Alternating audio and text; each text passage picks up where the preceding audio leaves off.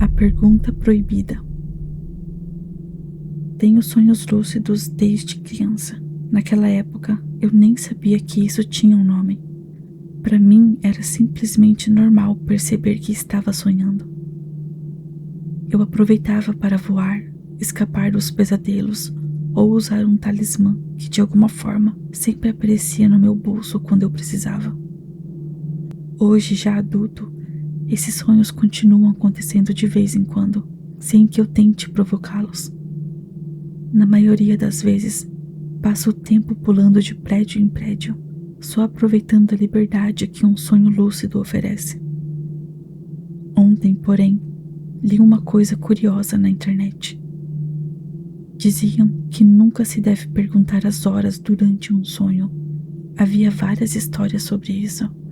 Algumas pessoas afirmavam que o sonho se transformava imediatamente em um pesadelo. Outras diziam que os relógios começavam a derreter, que tudo ficava distorcido ou que a pessoa acordava na mesma hora. Achei que fosse apenas mais uma lenda da internet, mas poucas horas depois eu tive outro sonho lúcido. Estava em uma mansão enorme, cheia de corredores e portas. Eu procurava um antigo vizinho que havia pegado minhas chaves do carro. Depois de andar por vários cômodos, encontrei uma mulher. Ela parecia ser a empregada dele. Foi naquele instante que percebi que estava sonhando. Então pensei, já que estou aqui, por que não testar? Olhei para ela e perguntei, da forma mais natural que consegui: que horas são? Mas enquanto as palavras saíam da minha boca, senti uma sensação estranha, como se eu não devesse estar fazendo aquela pergunta. Na mesma hora, a expressão dela mudou. O rosto ficou completamente sério. Meu coração disparou. Por um instante, achei que tudo ao meu redor fosse desmoronar. Esperei as paredes derreterem, pegarem fogo, ou que o ambiente inteiro fosse engolido pela escuridão.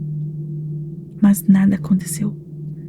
Ela apenas ficou me encarando em silêncio durante alguns segundos. Então respirou profundamente, sorriu de maneira calma e respondeu: essa informação será muito útil para nós quando você morrer. Naquele instante, senti um arrepio impossível de explicar. Não era medo comum, era algo diferente. Até aquele momento, ela parecia apenas mais um personagem do sonho. Mas depois daquela resposta, a sensação era de que ela não estava interpretando uma personagem. Era como se fosse uma atriz, alguém desempenhando um papel, alguém que sabia exatamente quem eu era e que apenas aguardava o dia em que eu faria parte do elenco junto com ela. Acordei logo depois. Até hoje não consigo esquecer o jeito como ela falou aquela frase. Não parecia uma ameaça, parecia apenas um fato. A boneca.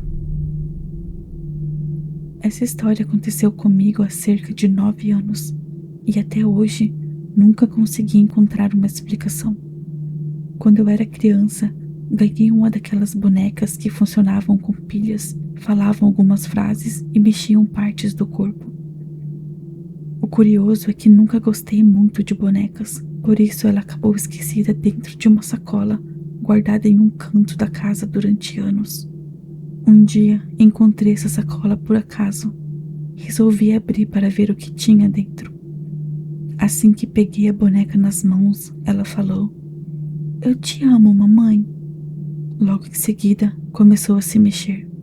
Na hora, achei aquilo muito estranho. Afinal, fazia anos que ela estava guardada. Minha primeira reação foi pensar que as pilhas ainda deviam estar lá dentro. Então abri o compartimento. Foi aí que levei o maior susto. A boneca não tinha pilhas, nenhuma. Mesmo assim, continuava falando e se movendo normalmente. Fiquei completamente sem entender o que estava acontecendo. Contei para o meu irmão, mas ele riu da minha cara. Disse que eu estava imaginando coisas. Alguns dias depois, ele estava procurando umas caixas de som pela casa e me pediu ajuda. Enquanto procurávamos, aconteceu de novo. A boneca começou a falar sozinha, depois mexeu o corpo. Meu irmão viu tudo. Naquele momento, ele percebeu que eu estava dizendo a verdade. Depois disso, resolvi gravar um vídeo para mostrar o que estava acontecendo. No vídeo dava para ver claramente a boneca falando e se mexendo, mesmo sem nenhuma pilha dentro dela. Minhas tias ficaram assustadas. Elas disseram que era melhor apagar o vídeo. Tinham medo de que, de alguma forma, aquela coisa pudesse ficar registrada na gravação e trazer algum problema para nossa família. Então acabei apagando. Pouco tempo depois, minha avó decidiu colocar um fim naquilo. Ela simplesmente pegou a boneca e jogou no lixo. Nunca mais vimos aquela boneca novamente.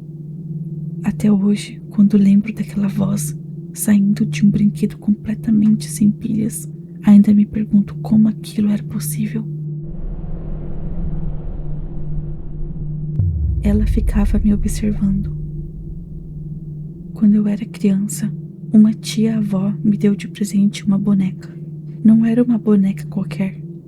Era daquelas muito caras e delicadas, pintadas à mão, com um rosto extremamente realista. Ela era grande, bonita e por algum motivo me causava um medo impossível de explicar.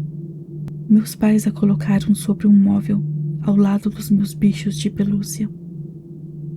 Foi aí que tudo começou. A boneca nunca se mexeu, nunca falou, nunca fez qualquer barulho. E talvez fosse justamente isso o mais assustador. Ela não fazia absolutamente nada. Mas mesmo assim, eu tinha a sensação constante de que ela estava me observando, principalmente durante a noite. Sempre que eu abria os olhos na cama, encontrava o rosto dela voltado exatamente para mim. A impressão era de que seus olhos nunca desviavam. Quanto mais eu olhava para aquela boneca, mais o ambiente parecia mudar. O ar ficava pesado, uma sensação sufocante tomava conta do quarto. Era um desconforto tão intenso que eu só queria fechar os olhos de novo e torcer para dormir o mais rápido possível. Passei anos convivendo com aquela boneca em cima do móvel. Até que um dia, durante uma limpeza na casa, pedi aos meus pais para que se desfizessem dela. Eles não jogaram a boneca fora.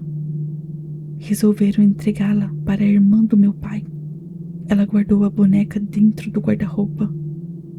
Algum tempo depois, ela nos contou uma coisa curiosa. Sempre que abria o armário durante a noite e dava de cara com a boneca, levava um susto enorme. Dizia que havia algo nela que causava uma sensação muito ruim. No fim, ela também decidiu se desfazer da boneca. Acabou presenteando uma sobrinha por afinidade.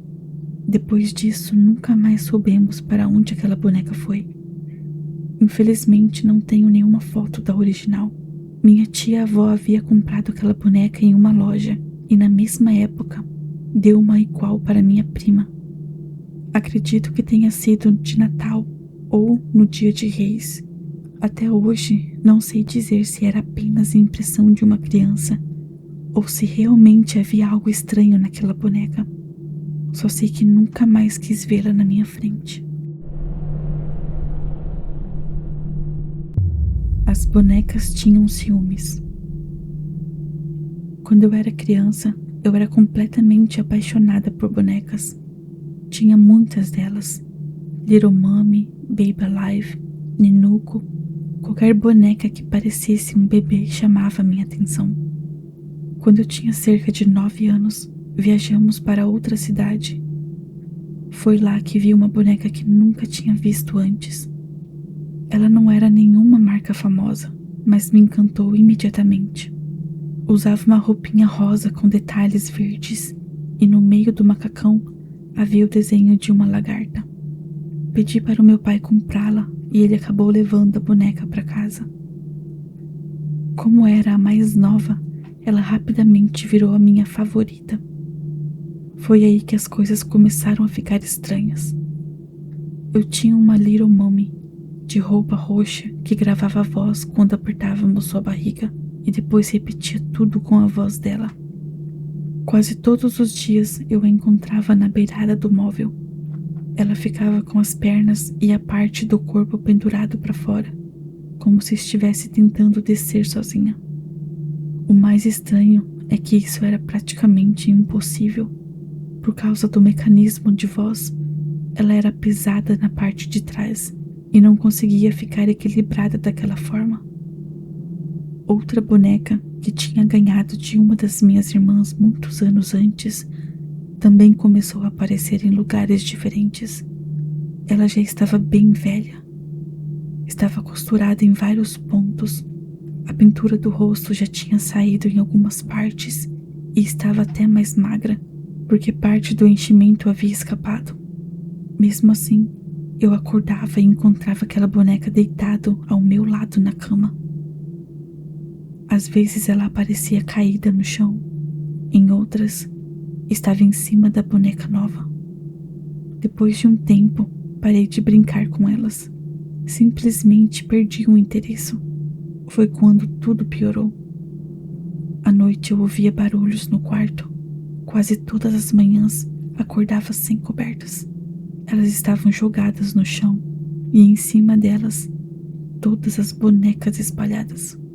Meu cabelo também amanhecia completamente embaraçado, como se alguém tivesse mexido nele durante a madrugada. Na época, minha solução foi simples. Resolvi dar todas as bonecas embora. Anos depois, percebi que talvez o problema nunca tivesse sido elas, porque todas as bonecas que ganhei depois, Barbies, Monster High ou qualquer outra, também começavam a mudar de lugar sozinhas. Algumas manhãs eu acordava com o cabelo completamente embaraçado. Em outras, parecia que alguém tinha cortado alguns fios durante a noite. A boneca que era minha favorita naquela época ainda existe. Quando nos mudamos de casa, ela acabou ficando esquecida dentro de uma sacola junto com várias outras coisas. Já faz anos que ninguém sabe exatamente onde ela está. O mais estranho é que justamente no lugar onde essas caixas foram guardadas, minha mãe diz que às vezes é possível ouvir choros bem baixinhos ou algo parecido com murmúrios. Ela sempre brinca dizendo que deve ser aquela boneca, mas sinceramente, ninguém tem coragem de procurar para descobrir, porque existe um medo que nunca foi embora, o medo de que aquilo que existia na nossa antiga casa tenha vindo junto com a mudança.